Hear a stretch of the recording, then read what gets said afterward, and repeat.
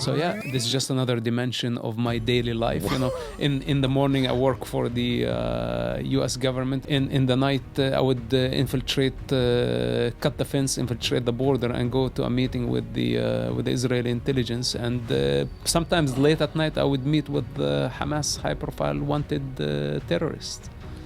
And sometimes you just go 2-3 nights without sleep. Just you'll have to stop the next suicide bomber before they reach their target.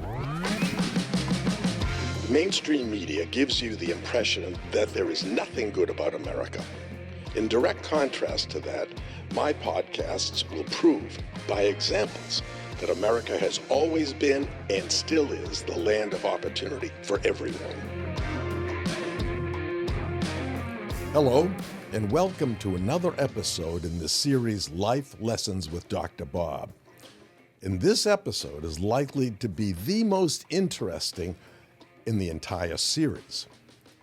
Everyone knows about Hamas, the barbaric terrorist group that slaughtered more than 1,000 innocent Israelis, including women, children, and even babies, on October 7th of 2023.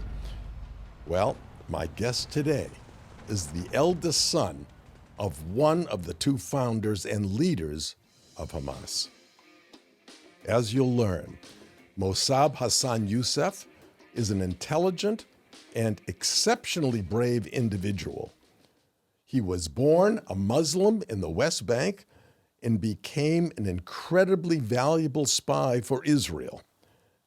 He was born in Ramallah, in a Palestinian-controlled territory in Israel that is called the West Bank. His father, Sheikh Hassan Yousef, was the co-founder of the terrorist organization Hamas. And Mosab is often referred to as the son of Hamas. Mosab is the most interesting, the most unusual, and the most daring guest that I've ever interviewed. For 20 years, from 1987 until 2007, he worked for Hamas.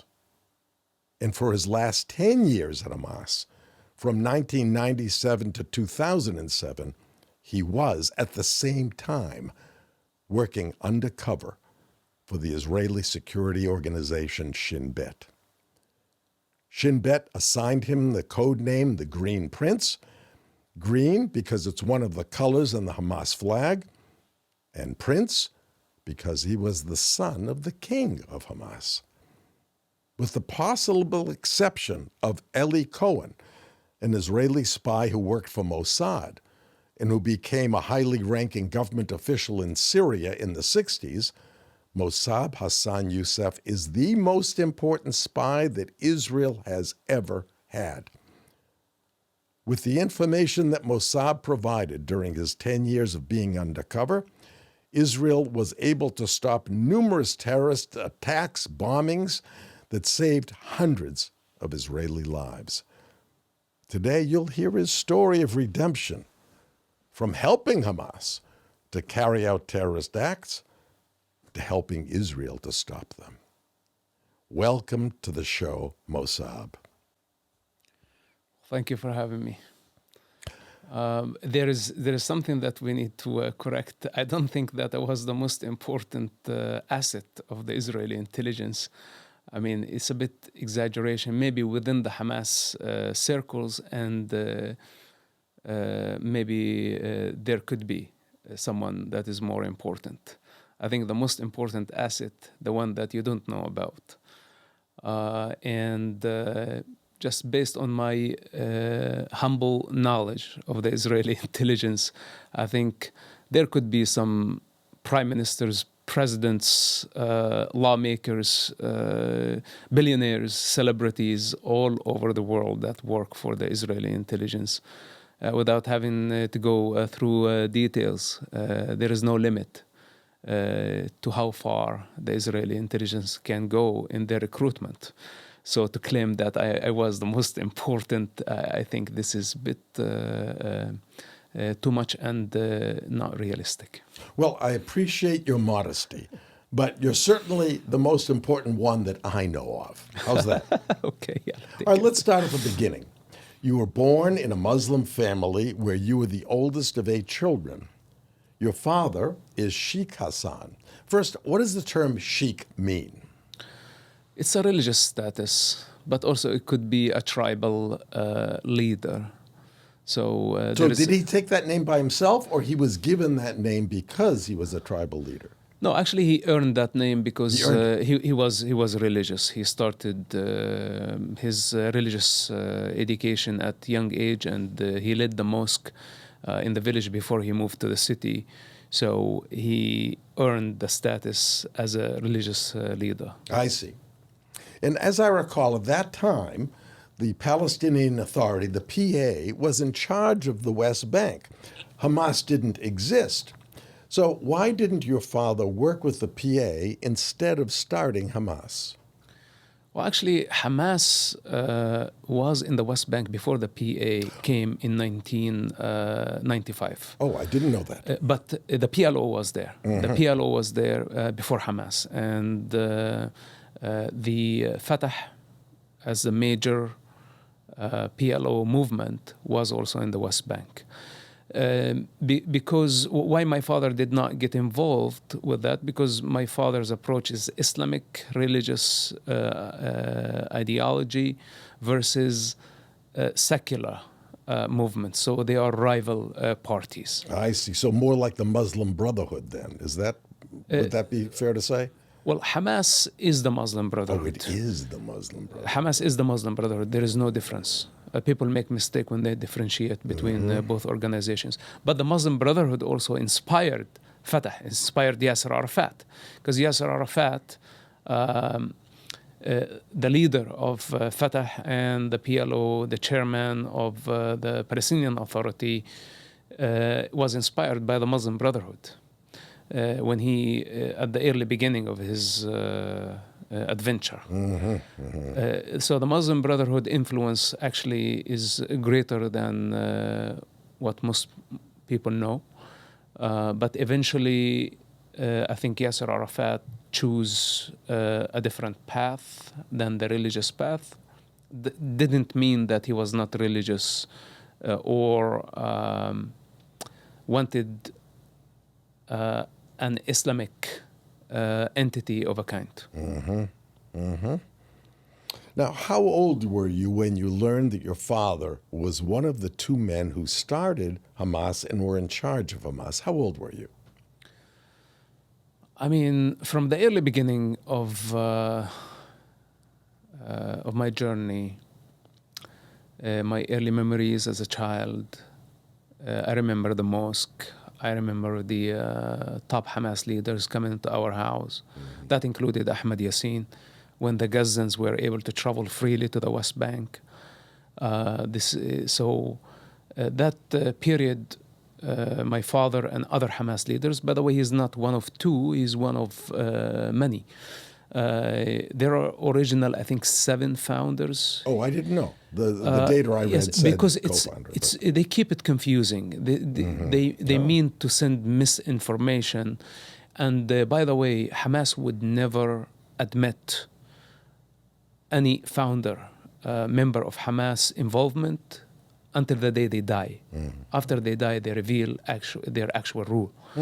So the hierarchy is kept secret of important because they'd be targets for assassination. Exactly. Yep. So I learned about my father's involvement in the original founding of Hamas from a secret document in prison while I was in prison. I was given the duty as a scribe.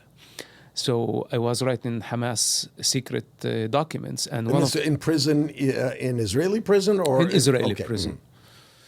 So this is how I learned that my father was one of the original founders. And when I asked him the question, he said one day the truth will be revealed, and he did not even confirm that. But it's known that he's one of the original founders. Of course, there is the West Bank, and there is Gaza, and there is the diaspora, and there is the Muslim Brotherhood of Egypt, the Muslim Brotherhood of Jordan. All the leaderships from different regions participated in founding Hamas. So it's not only a one or two. I think it could be like dozens of leaders throughout the region. And you grew up, your father was at home with you, right? Most of the time, I assume. And what did he tell you? Did he get you involved in Hamas? What did he tell you about the goals of Hamas, for example? The early beginning of it, there was no Hamas. There was the Muslim Brotherhood. Okay. And the Muslim Brotherhood was preparing to launch Hamas. They were just waiting for the right moment. The early memories of the Muslim Brotherhood was summer camps where they took many youngsters. I was part of that. I was the youngest. And the goal was to indoctrinate, to train, and it was more of a like military preparation, even though arms were not allowed at that time. And today, just looking back, I realize how the Muslim Brotherhood was preparing to give birth to Hamas. And my father was part of it. He was not at home for long periods of time. Apparently, he was busy planning the establishment of Hamas. And at that time, at home or in the camp, what did they tell you about the Jews in Israel? Look, there is Jewish hatred that is evident in the Quran, at mosque, and especially for the Muslim Brotherhood, they have a combination of religious and political reasons to incite and propagate against the Jewish people. On one hand, Allah, that's the God of Islam, has an egoistic problem with the Jewish people.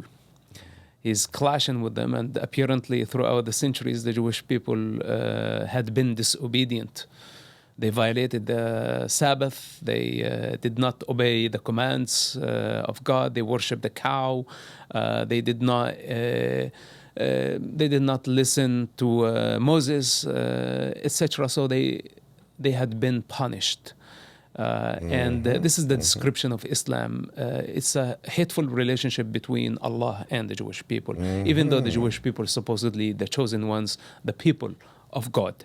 But God... it disowned them, at least the Muslim God. Exactly. So that's the right correct, that they've been disowned. So it wasn't over land initially. It was over the fact that the Jewish people rejected Allah. That's correct. Yeah, I see.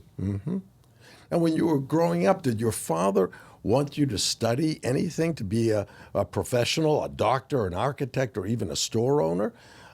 Or as the eldest son of the family, did he expect you to take over his role in Hamas?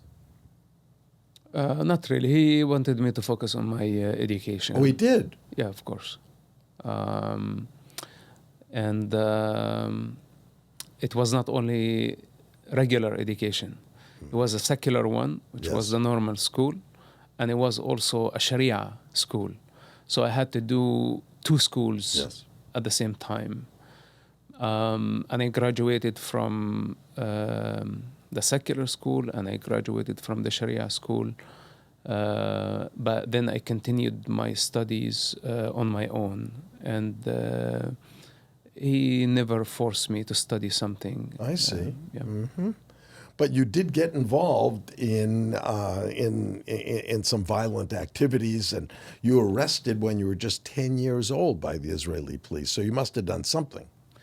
I mean, I was a troublemaker as a youngster. It was during the first Palestinian Intifada, and I was hanging Palestinian flags all over the place. I remember I would go into my mother's kitchen. I would take the towels, kitchen towels. I would take like green, white, black, red, and just take a scissor and thread it myself, then hang it to just piss off the IDF. I see. And I just would create like a big scene in the town. It was very exciting for me to just clash with the IDF and cause lots of trouble. I threw lots of stones on Israeli vehicles coming into the West Bank. Of course, I didn't realize how terrifying was that, but because the entire society is praising the Intifada, and why not to join in the cause? So I participated in the cause at a very, very young age. And this is why when I see the indoctrinated fanatics today, and I just see a projection of my past, how I was just, I got a couple of ideas that they were not original, validated by a majority of society, and I almost got killed or hurt in the process. And I hurt so many people. Throwing stones at civilian vehicles, this was not an act of resistance. It's terrifying. There were some women and children in those vehicles. I mean, like, I'm not saying like in the sense of guilt, but like this is the rule of like even a child is very, very dangerous. If a car is driving, let's say, at 50 miles per hour, and they had children, and then you hit the front windshield, I don't want to be in that car. It doesn't matter if it was a child throwing the stone or an adult, it doesn't matter. So I did this a lot, and eventually some of those Israelis trapped me. And they knew me, actually, because I was there just causing trouble on a daily basis. And they took me into the back of the car to a military base. And I have to say that this experience at the age of 10 left me wondering. Because first of all, they did not like lay hand on me. They did not. Right. They did not. They did not use force. They did not. And when I got to the military base, the IDF were like, what the heck are you doing? And they were just communicating in Hebrew, like this little thing, it's causing lots of trouble. He's the one been throwing stones on a regular basis. We had to bring him. And the IDF were like, you must be out of your mind. Like from just their expression. They totally rejected that, and they thought, it's like, we cannot, he's 10 years old. So now the soldiers are looking at me, and how can they teach me a lesson? So they said, why did you do this? In a broken Arabic. And I was just terrified. Are they going to shoot me? Are they going to beat me up? Because I'm coming from a culture where everybody beat me up. The parents, the principal, the sheikh at the mosque, everyone. So I'm expecting that those guys are going to beat me up also because I did something wrong, right? But what they said, take off your shoes. I took off my shoes. And they said, walk with us. And they walked me to the gate of the military base. They opened the gate and said, do you know how to get home? And that was maybe like about 2 kilometers from the military base. That's your punishment. Yes. And they were said, like, okay, walk home. And don't ever throw stones again. So that was my punishment. Reasonable. Very reasonable. I mean, if it was an Arab situation, if I was throwing stones at an Arab car, they would have beat the shit out of me. And this is, by the way, just for me. And when I went home, the entire neighborhood knew that I had been arrested. My mother was crying. She could not believe when she saw me. They thought they're going to shoot me right now or beat me up. And I was just fine. So it just gives you an idea of like the difference between an establishment that follow human rights protocols that cannot violate, even though, let's say, the citizens were just so disturbed by throwing stones. And today, where I stand, I can totally see how bad it was. For a child, it was, okay, this is a habit that everybody is doing. It's part of our culture, not feeling and not seeing how the other side must. But you're probably still too young to appreciate that they treated you like a person. Absolutely. Only today I can look back. It didn't. Now knowing the IDF and knowing the protocol, basically. Now, before you became an agent for Shin Bet, how many times were you sent to jail in Israel? You told us about when you were 10. Were there more times that you spent in jail? Yes, I was arrested again briefly when I was 15 years old for just one night. I was captured doing Hamas midnight activity, writing graffiti on the walls. We had masks, and there were just other students, like from the Islamic student participating. So when the IDF found us around midnight, wearing masks, writing graffiti, they just did not realize that we were just kids. So they shoved us into the back of the Jeep, and they took us to the military base. We spent the night there. And in the morning, when the commander came, he found that we were just kids. So they released us again. So this was the second time I would be captured for a few hours and released because I was a minor. Even though I was doing things that an adult would be sentenced to 6 months to 1 year in prison. Just another example from my personal experience that Israel would never target minors, and unless they did something like stabbing. If they really cause injury to someone, then the minor rule does not apply. Later on, I was arrested at the age of 18, but that was not a minor crime. I had purchased guns, and during a time where Hamas was launching many terrorist attacks, so the Shin Bet did not tolerate that, and this is when I was arrested. They didn't know what was my intention, what I wanted to do with the guns. So they arrested me before, I did something And crazy. did they know when they arrested you or they interrogated you that your father was one of the leaders of Hamas? Of course. They knew. Of course. Well, this was the reason why they were very concerned. Because, first of all, I was under their watch.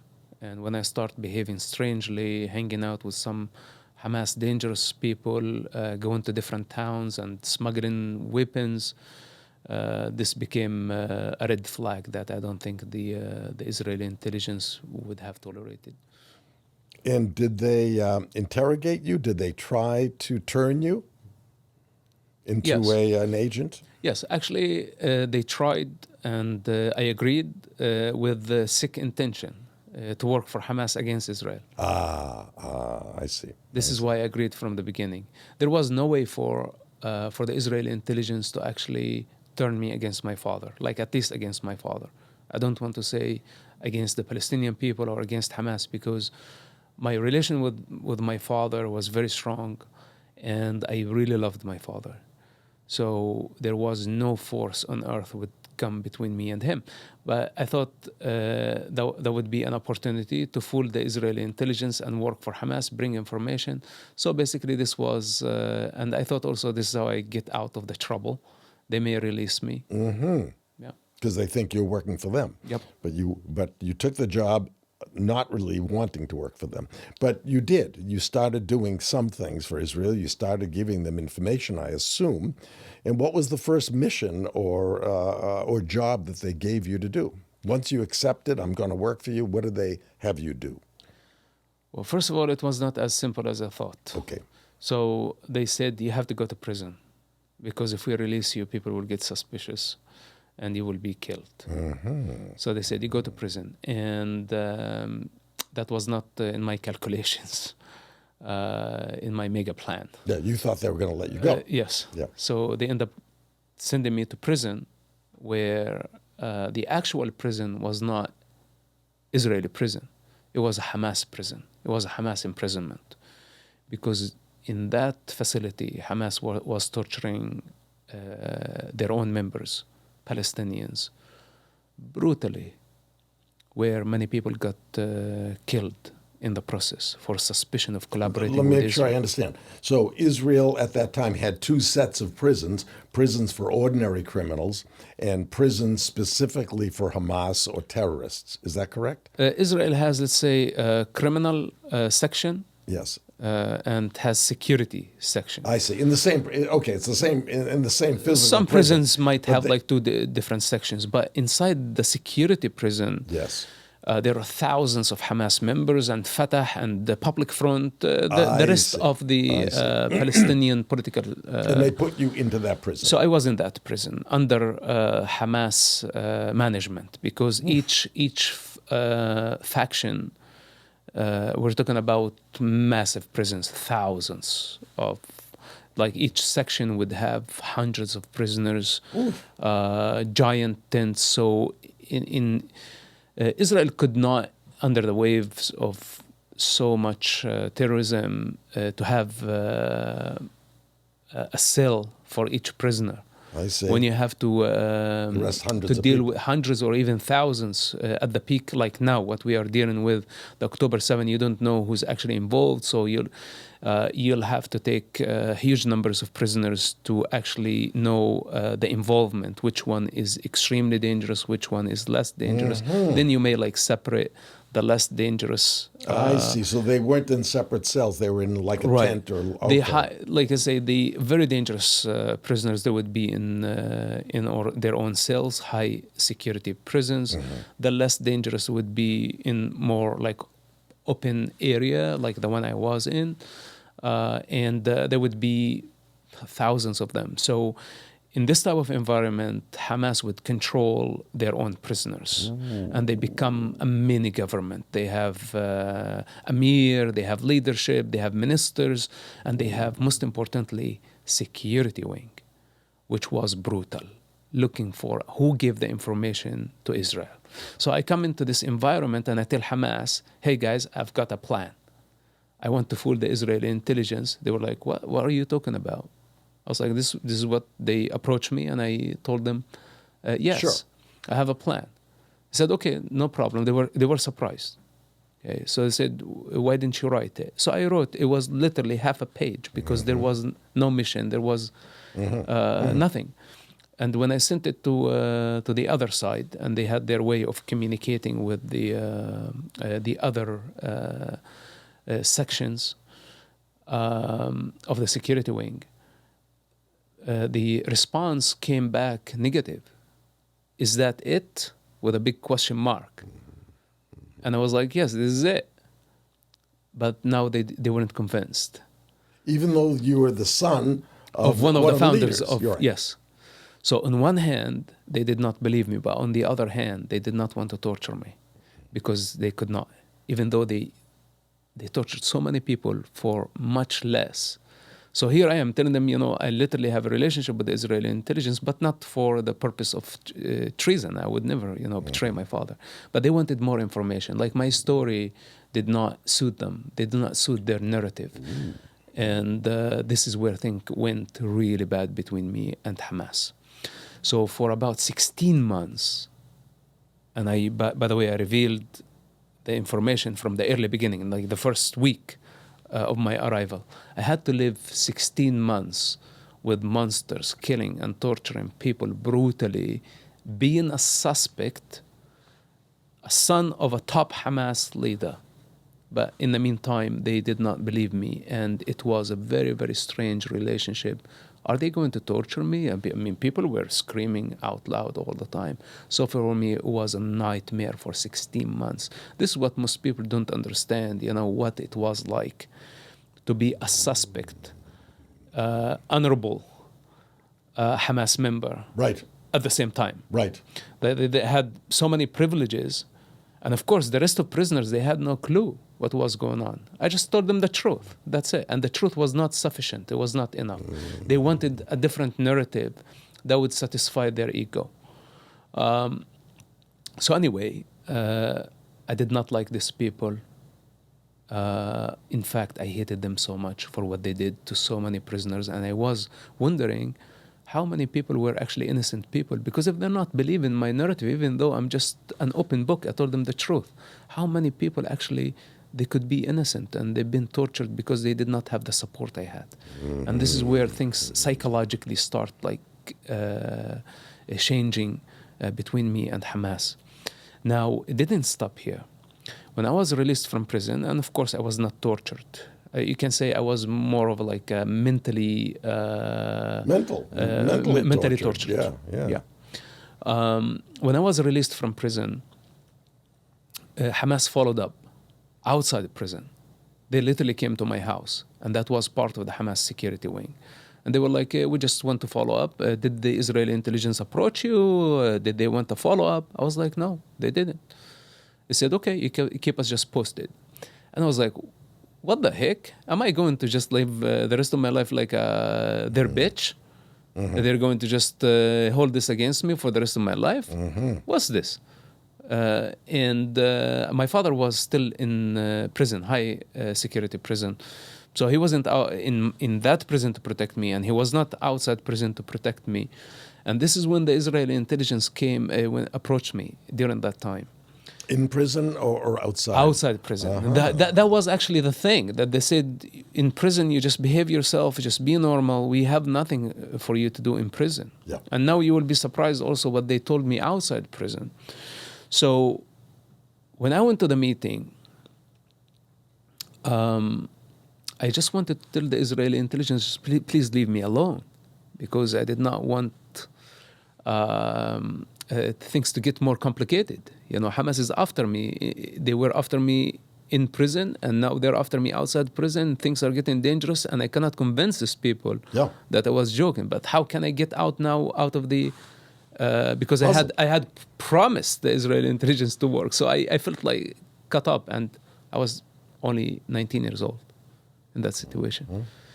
So in the meeting, the Israeli intelligence officer, they were very warm, and they were very nice. It's something that I did not actually expect. And they asked me, how was the experience in prison? I told them, people were dying. Why didn't you come to rescue the people who were supposedly working for you? And they said, none of these people work for us. So what do you mean? I said, none of these people work for us. And the officer told me, listen, I have been working with the Shin Bet for 18 years. There is only one person from our division, the entire district of Ramallah, that was captured. And this is his name. Even he mentioned his name. His name is Khadr Tannous. And this guy, he told me, where he is right now? He's in California. He said when he was arrested, the Israeli Prime Minister called Yasser Arafat and offered him some value that I cannot discuss with you, to just hand him to Israel. And Khadr was handed immediately to Israel. And we just put him on a plane, and now he's in California. Do you think we let our people suffer? We don't come to help the people who help us? That's not what we do. But he said all these people in prison, they're just innocent people. And Hamas is frustrated. They don't know who gave the information. They're killing their own people. Why are we supposed to stop them? Now, this is where it hit me, because I already had a feeling. And from a personal experience, I know these people were accountable to nobody. They were just torturing people out of frustration. They were not following any criteria or logic or any of that. So anyway, long story short, I was like, what if the Israeli intelligence telling me the truth about my father's organization? We are in deep trouble. And this is, by the way, why I agreed to the second meeting, because I became now more curious to know more. Even though my initial agreement to work for the Israeli intelligence to actually work against them was fake, not for them. It was not sincere. And things actually would continue like this as out of curiosity that I wanted to know for myself, first-hand experience, for at least 2 or 3 years of a very suspicious relationship, especially when I told the Israeli intelligence that was my original intention, to fool you guys to work for Hamas. And I told them the entire story that happened in prison.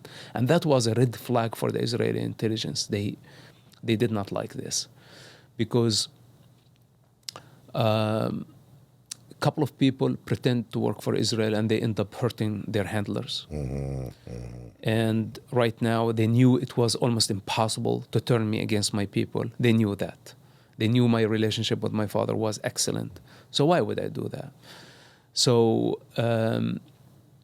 it was a very suspicious relationship the first couple of years. And during that time, they just said, finish your school. And I was like complaining, I cannot afford it. My father is in prison. I need to work. My mother cannot afford it. They said, here is money, enough for school. Go finish your education. No kidding. So they were actually they actually made an investment in you. They cared about you as a person. From the early beginning, I said that we don't work with losers. They said, in order for you to be successful, you must be successful in your own society first. So they paid for my college. 4 years, they paid every penny, and they wouldn't give me anything extra. The thing is that they were very afraid that if I have extra cash on me, where did you get the money? It becomes suspicious. Right. Even college, how did you cover for that? Didn't your mother say, where do you get the money to pay for college? How did you cover? So I had to take a job. And that was my cover. I see. I see. Mm-hmm. I got enrolled in an open university, so I could manage job, and that without having a job, they wouldn't pay. Mm-hmm. Of course, yep. But this is, for many people who say, it's like, oh, you sell out, you betrayed your people for money. They don't understand that this was just a logistical thing. And later on, when I became, when I got really in the espionage game, when I was prepared mentally, physically, I had my education, I graduated from school, and the second intifada started, where I became involved, I found myself literally in the inner circles of not only Hamas, but also the Palestinian Authority and the PLO. Mm-hmm. I was in Yasser Arafat meetings. I was in Yasser Arafat meeting when he actually gave my father the green light to launch suicide bombing attacks. And that was immediately after Yasser Arafat had won the Nobel Prize. Nobel Peace Prize, right. And yep. Here he is giving authority for suicide bombings. Yes, the Israeli intelligence could not believe that. So, first of all, You reported that. I reported that meeting. Not only that, the meeting of the leadership of the Second Palestinian Intifada was taking place in different secret locations every weekend. And I was in that meeting as well, every meeting. So all the decisions were taken by not only Hamas, the entire Palestinian factions were documented. And I would send it to Damascus, I would send it to Jordan, I would send it to to Gaza. So you were the note taker, basically? So basically, all the documents came out of that meeting were under my control. Whoa. And the communications coming. So suddenly, I was in the heart of not only Hamas leadership, but all the leadership of the Second Palestinian Intifada. Mm-hmm. So I was able very fast to build bridges with Fatah, for example, Marwan Barghouti, his assistants, his bodyguards. We got involved very fast in purchasing guns, weaponry trading. They were so desperate to find explosives because they knew Hamas had access to that. So with no time, I built a network within Hamas, the PA, especially Yasser Arafat bodyguards, the Force 17, which launched so many terrorist attacks during the Second Palestinian Intifada, Al-Aqsa mortar brigades. And I was the first to discover the first cell, which was led by Ahmed Ghandour and Muhannad Abu Halawa. So for the surprise of the Israeli intelligence, we recruited this guy for Hamas, but this guy is right now operating on so many fronts that I was able to put my hands on suicide bombers before they reached their target. And how did you communicate the information to the Israelis? Well, unfortunately, I suppose not to be talking about how we communicated, because this is the secrets that all right. I am not obligated, by the Israeli law. For me, when I revealed my role in the first book, Son of Hamas, I avoid talking about logistics. Okay, I understand. Even though I was not the methods. Even though I was not obligated, but later on, after the years went by. And I met with the Shin Bet again, and they were just very, very grateful. They just said, thank you for not revealing, how we do things. Yeah. And I told them, how would I? Why would I give a gift to terrorists? So I wanted to just bring my role, and I did not want to reveal how things were done. and I continue. This is basically my moral obligation. Good. But the least I can say, it was sophisticated, and there was no way for any terrorist to trace or follow me to any of the meetings. Not only a terrorist, in fact, if other intelligence services were on my tail, there was no way for them to follow me to any of the meetings or know who I was meeting or why we were meeting throughout the 10-year career with the Israeli intelligence. I have to commend the Shin Bet for how much budget, how much effort they put to just keep me protected. And all, of course, the things that they did within my society to help me clear my image after what happened in prison. So they did the impossible. We orchestrated scenarios that are much bigger than Hollywood, with the involvement of armies, with the intelligence, and nobody knew that we were just basically fooling terrorists and creating my public image to allow me actually penetrate and infiltrate the terrorist organizations. For example, I read that they actually arrested you so you wouldn't be, so that Hamas wouldn't suspect that you were involved. They actually arrested you and brought you to prison. And as I understand it, the organizations and the Shin Bet or the police who arrested you had no idea that you were a double agent. No, it was very carefully kept. How many people knew that you were the Green Prince? How many people knew? Less than a handful of people. Really? Yeah. Yes. Even when the big reports went on Yasser Arafat, the Israeli Prime Minister, even the Prime Minister had no clue who brought the information. The head of the Shin Bet knew about my existence for sure, because I received lots of gratitude and thanks for the things that I was doing. And in fact, at some point, the head of the Shin Bet was against my involvement too much. His command was, you need to let this guy slow down, because if he does not slow down, he's going to get caught, he's going to get killed. And the amount of protection actually that the Shin Bet had on me, I would say, I didn't know at that time, but now I know that it was around the clock. I thought they were exaggerating, but it was around the clock, because the amount of information that I had on the operation and logistics and how things were done now became the government's secret.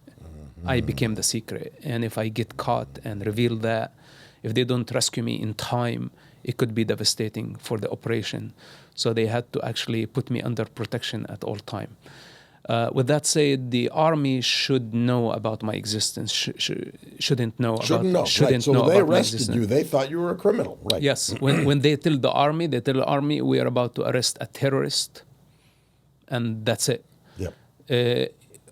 Many times I got stopped by the IDF by accident or by the police.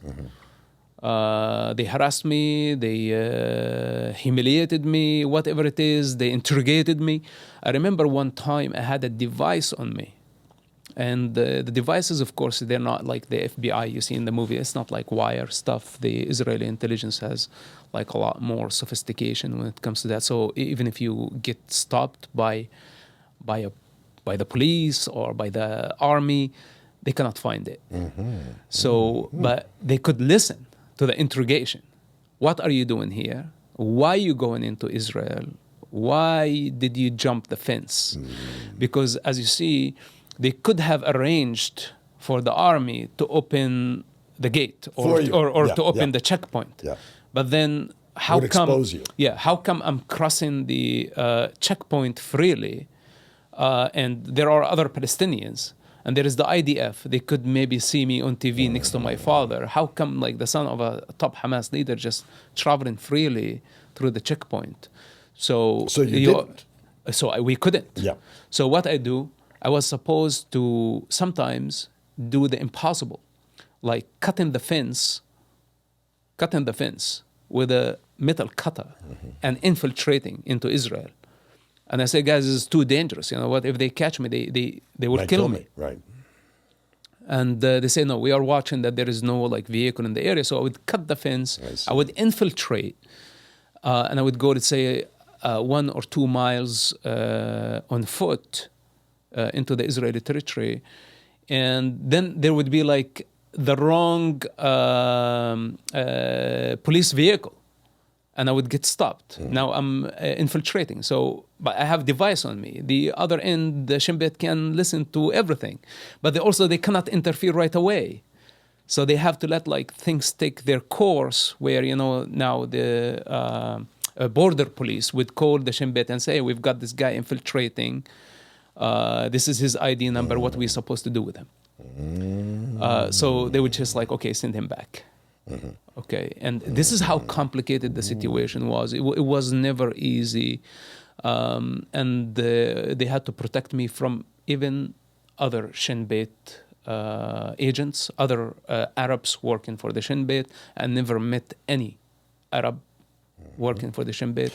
And Hamas or your family never suspected, right? They never suspected you? Look, the cover was perfect. Oh, for 10 years. Was beyond perfect.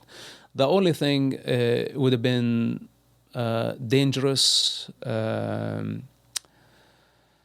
that I open my mouth to anybody. It's the only thing that I could only hurt myself. But at the end of the Israeli intelligence, they never made a mistake. Sometimes the situation was very, very close. I remember one of the time was Marwan Barghouti. That's the guy right now everybody's talking about as the next Palestinian president. He's spending 5 life terms in Israeli prison. I helped bring him in. And I also helped bring his assistant. His name, Al-Faransi. This guy was wanted for assassination because he was responsible for a minimum of suicide bombing attacks, a minimum of 7 mass shootings and suicide bombing attacks. This is the assistant or Barghouti. That's the assistant of Barghouti, yeah. yes. Ahmed Al-Faransi. So now, and this guy also is in Israeli prison now. So anyway, I was able to locate him. And before he was in prison, you mean? Before he was in prison. He was very hard to capture at that time, to arrest him, because the IDF was not allowed to go into Yasser Arafat compound, and this guy was hiding in Yasser Arafat compound. So did Marwan Barghouti. They had immunity. So I got him out of the compound with the purpose of just like literally shooting him with a missile. And after I did that, we had him in an open area. I drove away.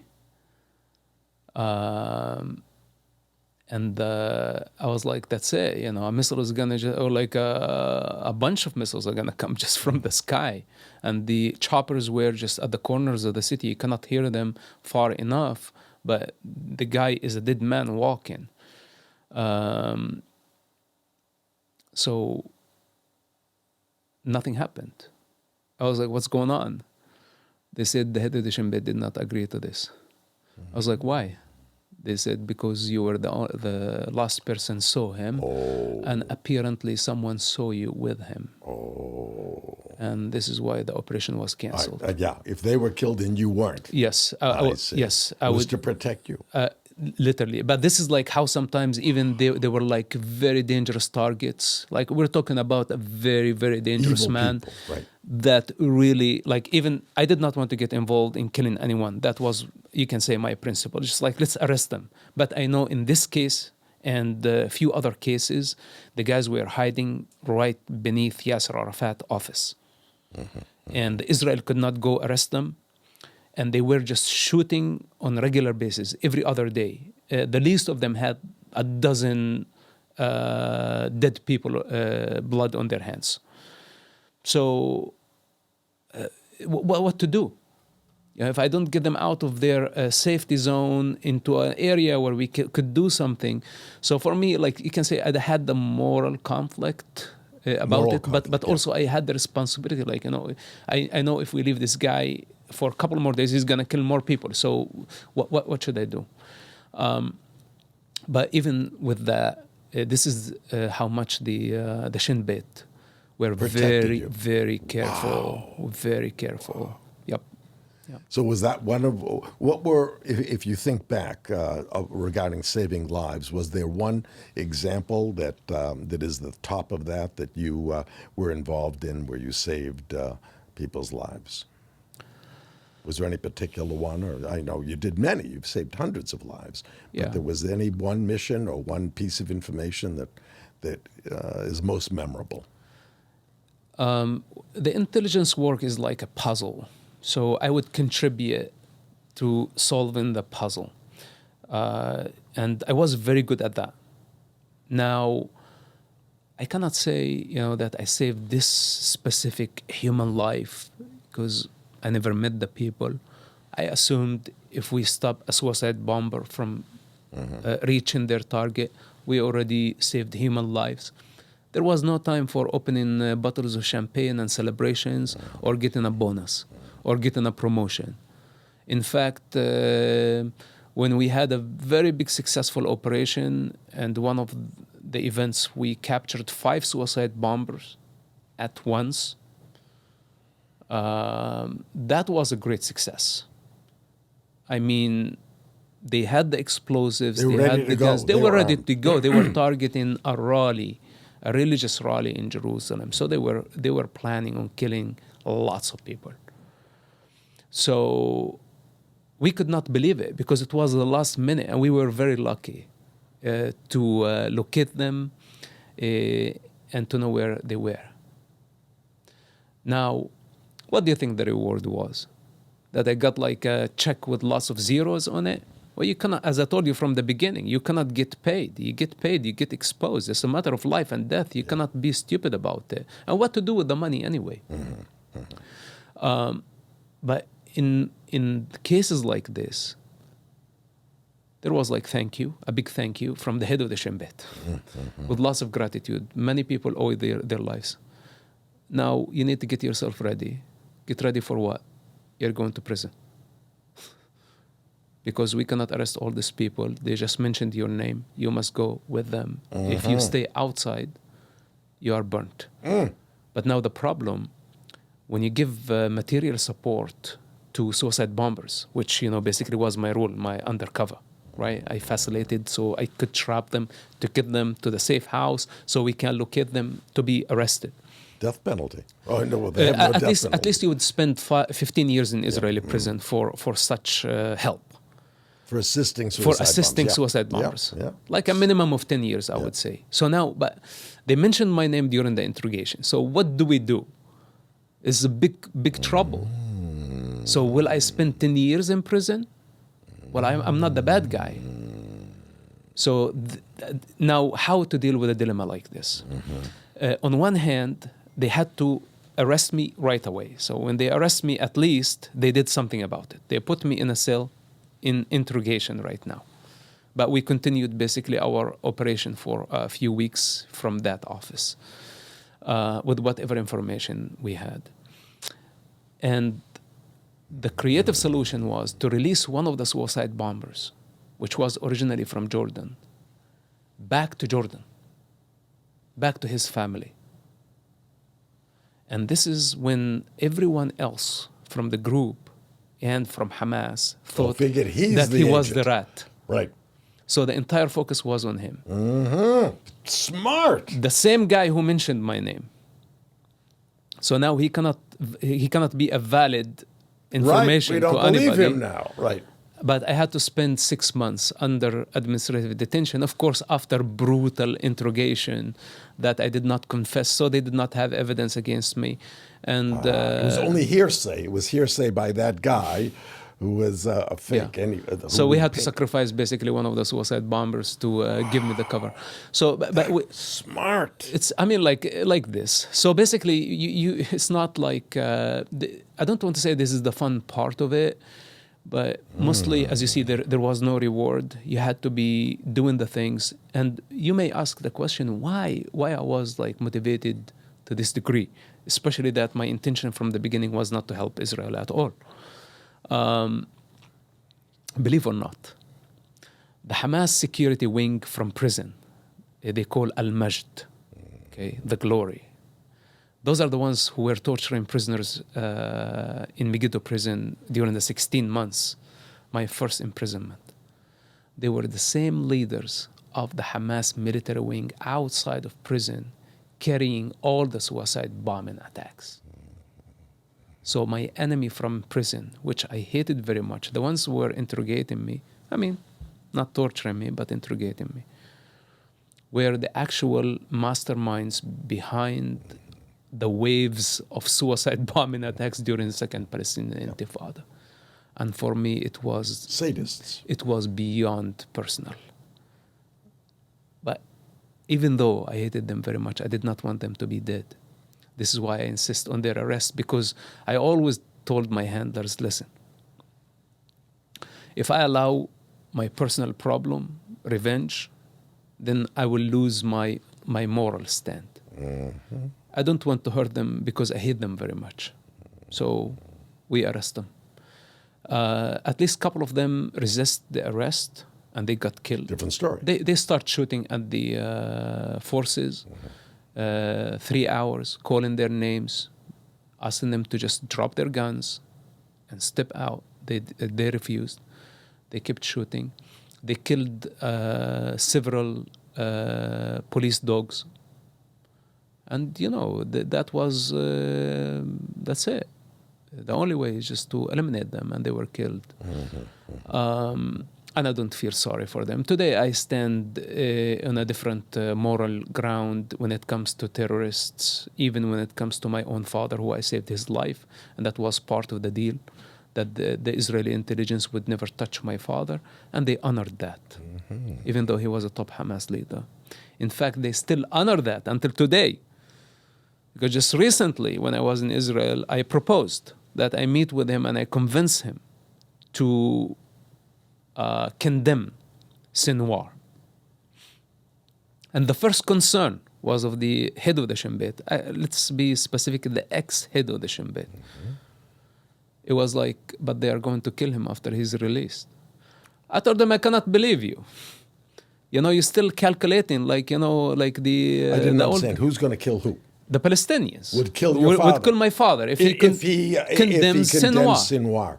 Or like, at least he would be politically assassinated. And Sinwar is the effective leader of Hamas now? In Gaza. In Gaza. In Gaza. My father is in the leadership in the West Bank. Yes, okay. And in prison. So if he condemns Sinwar, then he would be seen as a traitor, and somebody would kill him. Right. Whoa. So, but this is like, you know, how even until today, the Shin Bet still manage to protect your father. The relationship between me and my father. Wow. You know, so this is why when people come and claim, you know, that Israel is targeting civilians, it's in war, and the war in Gaza is an exception because it's brutal.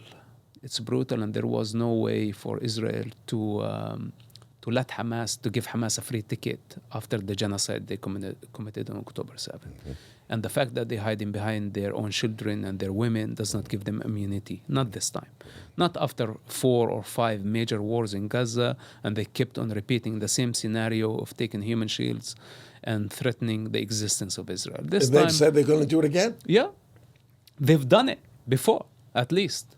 So we're certain that they are capable of repeating, and every time they came back stronger. So... it's an ugly war, and it's inevitable. But so morally... I want to follow up on a thread, though, before we finish on your spying. So what was the scariest time, the time when you were most worried? Was there a particular event or time when you were most worried about being caught? Oh, boy, I don't know.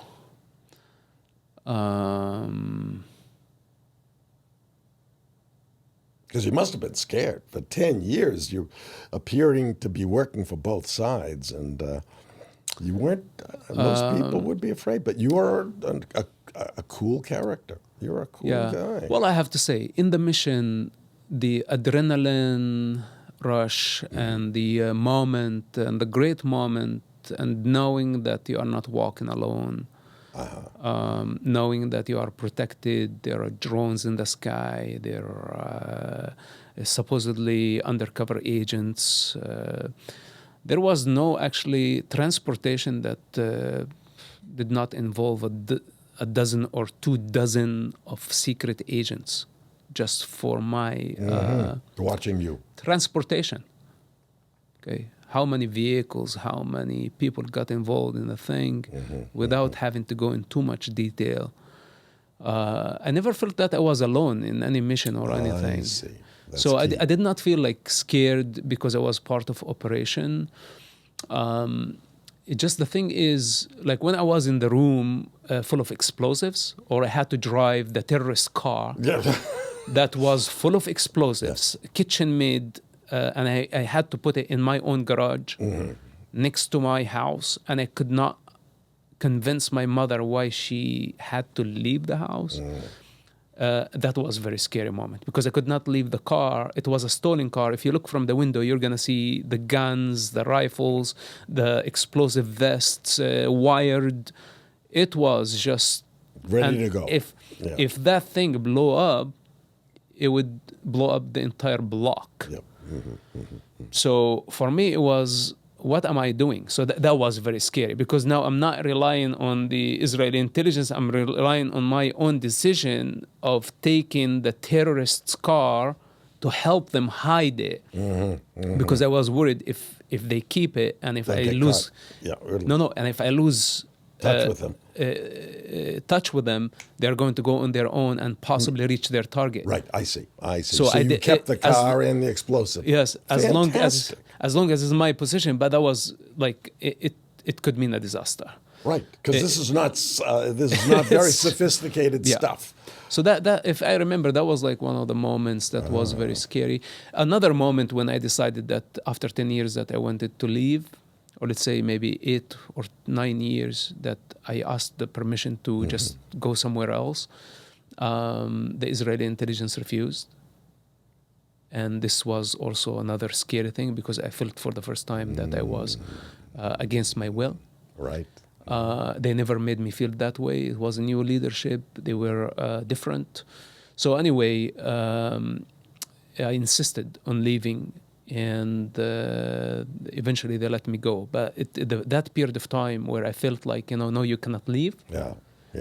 And that was after Gonen Ben Yitzhak was stopped being your handler. Yes. Right? Yes. So for about 8 years, was it 8 years that you worked with Gonen? And tell us about that. Well, did you become friends? Did you rely on him? Did you trust him?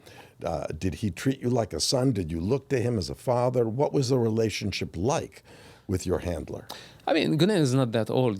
He was more of a brother, and of course, you could tell who was sincere. Who was, because Gonen was not the only handler that I had. I had many handlers, by the way. Just for the purpose in the book, I did not want to reveal too many names. Oh, I see. All right, I didn't know that. And it also so many foreign names. I did not want the readers to be confused, so I made Gonen into just the only handler, which was basically the representative of the agency. But the period Gonen was there, we did lots of creative work, and I really loved working with Gonen. Very creative, very brave, and trustworthy. Most importantly, that he did not treat me just as an asset. And I'm not saying that other handlers treated me as an asset, because it was all based on friendship and understanding, and but Gonen took it to the next level. He broke rules even. He broke lots of rules. But together we were able to do the impossible things. The impossible things that I'm telling you about, capturing the many suicide bombers. And thankfully it was during the peak of terrorist attacks. So Gonen unleashed creativity. He was like, okay, we have the protocol here. Just let's go. Forget about the protocol. And we just kept going. We kept going as a team. I mean, like, we would work around the clock, no sleep. And sometimes for days, and just we keep going. I remember with just no sleep, and I would sit in one post for 5 hours at the time. I was not allowed to go to the toilet. Okay, because I had to keep my gaze on the door, on the gate, on the window. If the guy leaves just in a moment, I go for any reason, any personal reason, we probably have to deal with another suicide or two suicide bombing attacks. So sometimes we did not have the force on the ground. Sometimes we had lack of resources, and I had to cover that. It was not my job, but Gunen would give me that job. And most importantly, that the Shin Bet had lots of information that they weren't able to analyze in time and analyze it fast. Because when they bring someone who just went to school to study psychology, now they don't know the operatives, they don't know the names, they don't know the families, they don't know the difference between this and that. They had to go through hundreds of pages, sometimes thousands of documents in order to make sense of one thing. For me, if I had the information, I would make sense of it a lot faster. And this is where I shifted from being in the field to being mostly at the headquarters, working with experts who would just like tell me the stories or their experience. Just tell me the experience, the narrative, what's going on, and I would just piece it together, and that's it. We come to a conclusion super fast. And this was like the other part, that I was not bringing information. I was given the information, and I made sense. Helping analyze and I made sense of it. But so yeah, that was, I think, the golden time. It was really amazing because what we were able to do every time we captured a suicide bomber, or like Marwan Barghouti and his assistant in the Al-Aqsa mortar brigades, the Hamas bomb maker Saleh Talahme, Ibrahim Hamid. I'm talking about like high profile people. Abdullah Barghouti. This person has on his hands at least 100 Israeli lives. More. And he was, the judge were able to convict him with 64 murders. But that's what the judge was able to convict him. The truth is double or triple the amount of casualties on his hands.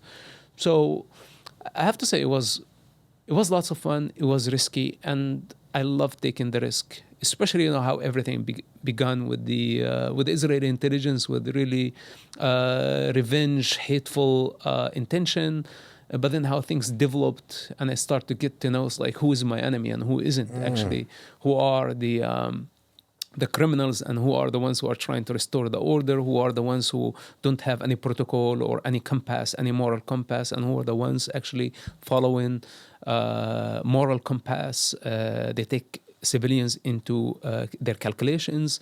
They take my safety in their calculations. Then I really got to know the democratic model as a Ramallah, born in Ramallah.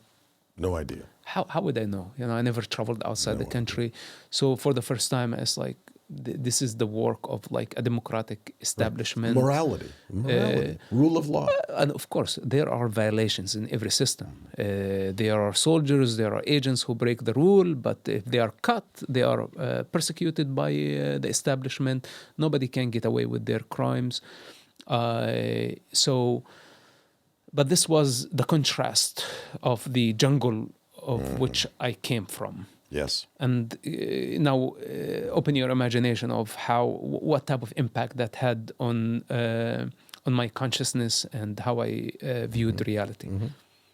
Now, you said you worked for different handlers. Why would they switch handlers if you had such a good relationship with any particular one, Gonen or someone else?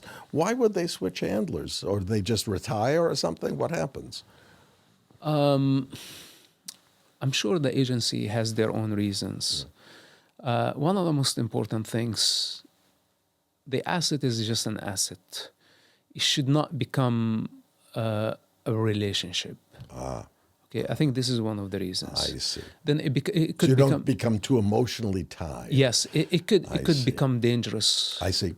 And I think this is one of the reasons that they were afraid, that Ghanen and I went too far into like our human relationship, which was essential for Trust. for like building the trust. It was so important, and we accomplished a lot, but also very dangerous.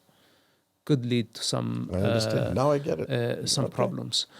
But this is one of the reasons. Others, I think people get promotion. If they served in a certain area, then they may be moved to more complicated region I see. that requires more experience. So people graduate. Then new people would come certain areas. Ramallah was a sophisticated area because it was the headquarters of Yasser Arafat. So the leaders of Ramallah usually become top leaders of the agency. So they have their own reasons why. I don't know. Like You've given me I think you've answered the question with a very logical. It sounds right. Now there were rumors that you were also working for the CIA at some point. Is that true or not? Or you can't talk about it? No, it's not true. Okay. I was not allowed, and in fact, I was not allowed to work for any other intelligence service. And there was a polygraph test every period of time if I had any involvement with any intelligence service, because the Shin Bet was afraid that I would be approached by other intelligence services, which, the city of Ramallah was infested of those. And that was the biggest threat for the Israeli intelligence, other intelligence services. I worked for the American government. Oh. And it was, what was it? The USAID, United States Agency for International Development. And that was a project for 5 years, which was very good because they paid very good money. So for the Israeli... And that's when you were still working for Hamas and for Shin Bet. Yes. Sometimes you see some people, mocking me online because I was trying to tell people, hey, if I wanted the money, I would have stayed there because I was paid by the United States, by Israel, by the Palestinian Authority, and by Hamas at the same time. And I was in charge. I was in charge also with Hamas money at some point. That's another thing that people don't understand. Lots of cash, and it was very easy for me to actually manipulate that money. In fact, in many cases, we used Hamas money to launch operation against Hamas. So all the logistics in our operation in the field were paid by Hamas money against Hamas. Fantastic. This is intelligence work. Fantastic. So most people, they think, you just like sit in your comfort and the information will come to you. Then you have now the information. Then you go like on ratting people out for money. They don't know that the game is much bigger than they thinking. That's how can you manipulate opposing forces, and how can you actually make them work against each other to create a state of equilibrium. That's the intelligence. It's intelligence service.